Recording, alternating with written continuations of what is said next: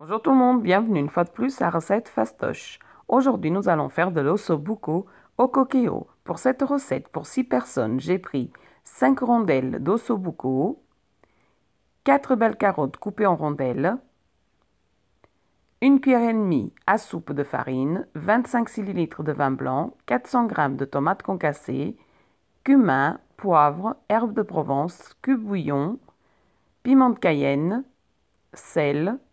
Dans la cuve du coquillo, j'ai déjà 2 cuillères à soupe d'huile d'olive, un oignon et une gousse d'ail haché et 2 feuilles de laurier. On va commencer par allumer le coquillo en mode doré et faire revenir l'oignon jusqu'à ce qu'il soit translucide. Quand l'oignon sera prêt, nous ajouterons les rondelles de ossobuco au fur et à mesure. On fera revenir de tous les côtés pour que la viande soit un peu colorée. Comme il y a plusieurs rondelles et qu'elles sont trop grosses, donc je fais revenir. Je les enlève dans une assiette et je mets d'autres morceaux et je fais pareil. Je fais colorer et ensuite, quand toutes mes rondelles sont colorées de la même façon, je remets tout dans le coquillo et j'ajoute les ingrédients suivants.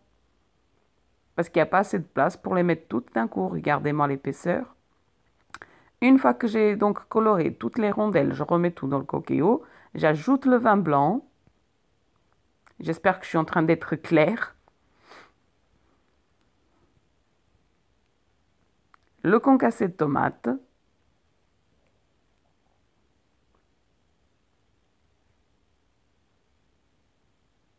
et ensuite on va ajouter 200 ml d'eau.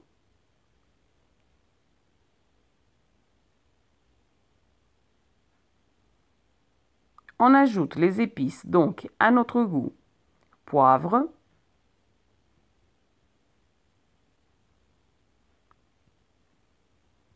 cumin,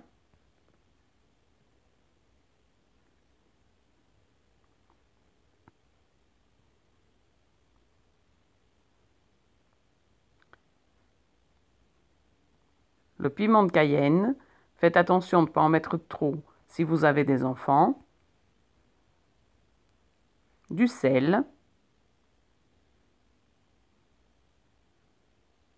Le cube bouillon. Les herbes de Provence. Moi, les herbes de Provence, j'en mets 3 pincées, car ici, on adore ça. On ajoute les carottes.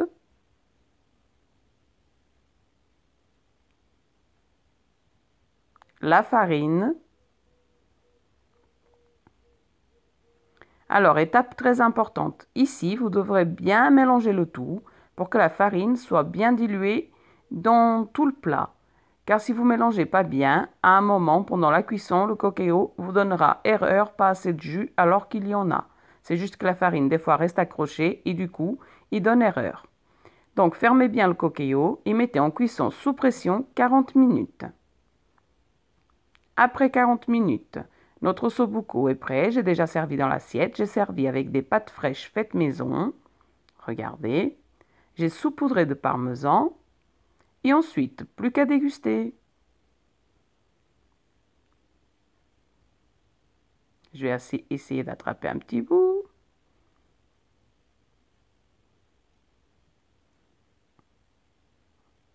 La viande reste super molleuse. Regardez, ça se décroche tout seul de l'os. Donc voilà, c'était encore une petite recette. J'espère que vous aimerez. Bon appétit et à bientôt pour une prochaine vidéo.